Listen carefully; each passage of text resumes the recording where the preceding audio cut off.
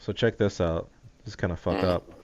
So like many years ago, like fucking late 70s or something like that, or early 80s, my grandfather decided to buy some land in Florida. So he bought some land on behalf of my mother and my aunts. And so I've known this for years. No surprise there.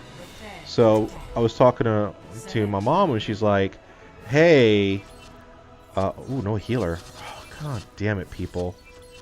Fucking force me to do this shit." Do you wanna you No, can it's pretty much fine. I'll be a It's healer. fine. I'll be a fucking healer. You don't have to do that. That's fine. And she's like, "Hey, I need some advice. Like, I've got this thing of land, and I want to get rid of it." I'm like, "Okay, great. And don't you have? Are there people like freaking, like on that land right now? Aren't they squatters?" She's like, "Well, yeah, there's people that are using the land." I'm like, "Well, then go talk to a lawyer and see where your options are." But I do know that if people have been squatting there for a while and you haven't really done anything, it's gonna be tough because your chance in some areas, if somebody's been squatting on your land for X number of years, like you basically lost rights to your land. Because as a landowner, like your responsibility is to protect it. Yeah. And putting simple fences around it is enough, right? And anyway, so what I did not know was that I guess what had happened was in like 1984, 1985, this company started buying these plots of land. And the reason my grandfather bought the land that he did was because there was this promise that this is going to be part of a subdivision and that eventually would be populated and be worth more than what he paid for it. Right? It's supposed to be a nice investment property for them. And nothing ever happened. Nothing ever ended up happening with a subdivision. Never happened. And so this company started buying out all the different plots of land. Well, they realized that the majority of the owners were from out of state. And so what they eventually did was they bought enough. They bought all the land that made up the incomplete roads.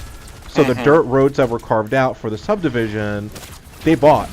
And so they put a fence, a gate in front of the subdivision so no one could go in. And if you step on that particular parcel of land, technically you're trespassing on their property. So if you have a plot of land in the subdivision, you are trespassing by trying to go through the gate. Yeah.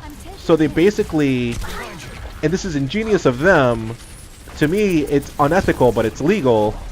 They bought out all these different plots of land and locked out all the rest of the owners so they can't get into the property. So I guess there was some legal proceeding at one point that basically the judge decided that if you have some documentation, then this particular company needs to let you in. So this company, what they do is basically they are a hunting club.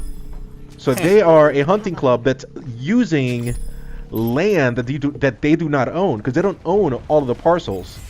Yeah.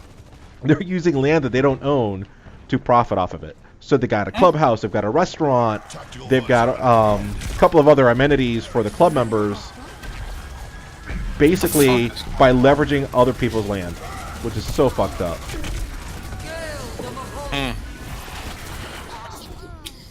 Oh, Okay, and the land is completely devalued, so the land now is worth like nothing. Yeah, so